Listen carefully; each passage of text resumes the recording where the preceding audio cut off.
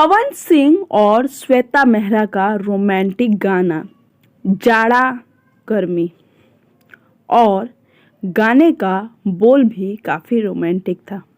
गाना तो सुबह सुबह ही आ गया था। गाना काफ़ी अच्छा व्यूज़ पा गया है, काफ़ी सुपर हिट हुआ है। लेकिन इसी बीच ज्योति सिंह जी अपने इंस्टा अकाउंट पे कुछ तस्वीरें शेयर करती हैं। तस्वीरें चलो बहुत अच्छी है, लोगों ने खूब लाइक दिए हैं, बहुत प्यार दिए हैं, लेकिन तस्वीर का कैप्शन ऐसा था कि मन में सवाल उठा देता है। ज्योति सिंह ने तस्वीर डाला है और लिखा है बी पॉजिटिव। आखिर वो किस बात के लिए अपने आप को पॉजिटिव रहने के लिए कह रही हैं?